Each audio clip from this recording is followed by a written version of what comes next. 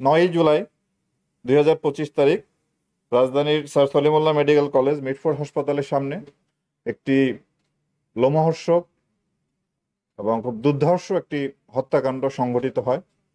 তো এই হত্যাকাণ্ডের সঙ্গে জড়িত 2 জন সদস্যকে ঢাকা মেট্রোপলিটন পুলিশ গ্রেপ্তার করে এবং তাদের কাছ থেকে একটি অস্ত্র উদ্ধার করে। এবং গতকালকে আমরা ভিডিও ফুটেজ পর্যালোচনা করে ওই হত্যাকাণ্ডের সঙ্গে সরাসরি সম্পৃক্ত 2 জনকে আমরা গ্রেপ্তার করি। তারা হলো একজন লম্বা মনির আর একজন হলো আলমগীর। আমরা এই অভিযান আমাদের চলমান আছে এবং এর সঙ্গে জড়িত যে সমস্ত আসামি আছে আমরা তদন্তকারী কর্মকর্তার সাথে যোগাযোগ রেখে এর সাথে সম্পৃক্ত যারা আছে তাদের সকলকেই দ্রুত গ্রেপ্তার করে আইনের আওতায় আনব।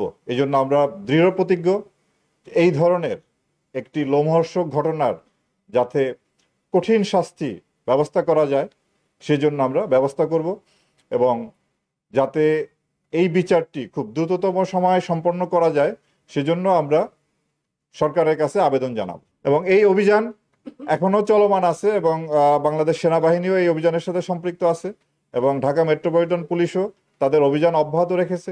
আমরাও আমাদের অভিযান চালিয়ে যাচ্ছি।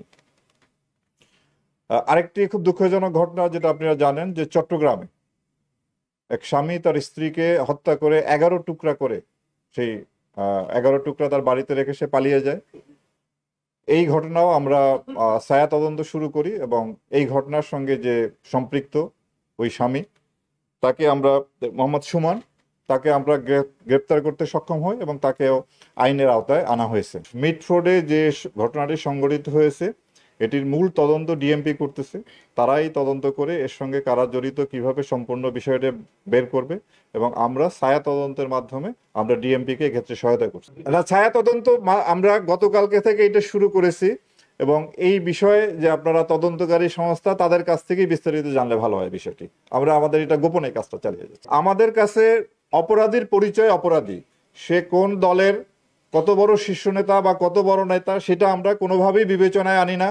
যে অপরাধের সাথে সম্পৃক্ত হবে আমরা তার বিরুদ্ধে কঠোর ব্যবস্থা নেব। এখানে দলীয় পরিচয় আমাদের কাছে কোনোভাবেই মুখ্য নয়। আইন শৃঙ্খলা পরিস্থিতি নিয়ন্ত্রণে রাখার জন্য আমরা সবসময় কাজ করে যাচ্ছি। আপনারা জানেন যে 5ই আগস্টের পরে আইন শৃঙ্খলা রক্ষাকারী বাহিনীর যে মূল বাহিনী বাংলাদেশ পুলিশ সহ অন্যান্য বাহিনীর যে অবস্থায় পর্যবসিত হয়েছিল সেখান থেকে দ্রুতই আমরা স্বাভাবিক পর্যায়ে আসার জন্য চেষ্টা করে যাচ্ছি এবং আমি মনে করি এই পর্যন্ত আমরা মোটামুটি অনেকটাই গুছিয়ে এসেছি এবং সামনে যে ভবিষ্যতে আমরা আরও সফলতার সাথে আমরা আরও আন্তরিকতার সাথে এবং নিষ্ঠার সাথে আমরা দায়িত্ব পালন করব। আর আইন শৃঙ্খলা আপনার অপরাধ মুক্ত কোনো সমাজ নাই, অপরাধ সংগঠিত হয়। সেই ক্ষেত্রে দেখার বিষয় যে আমরা কিভাবে রেসপন্স করছি।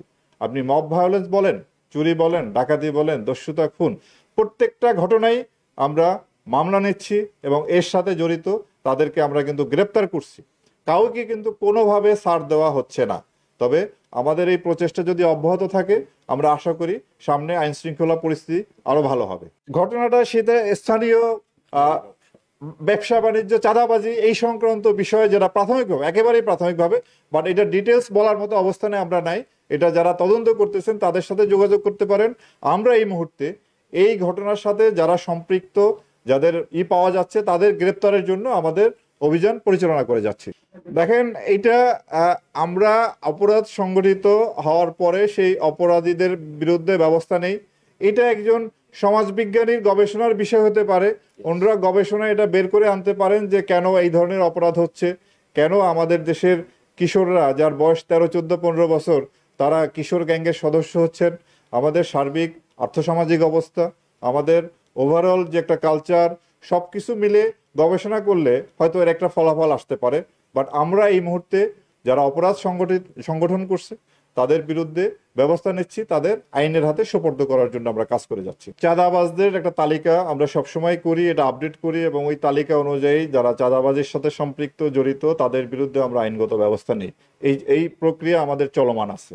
আমরা সব জায়গায় সবসময় চেষ্টা করি অন্যান্য আইন শৃঙ্খলা রক্ষাকারী বাহিনীর সাথে সমন্বয় করে আমরা যারা চাঁদাবাজি বন্ধ করা যায় সেই জন্য আমরা কাজ করে যাচ্ছি।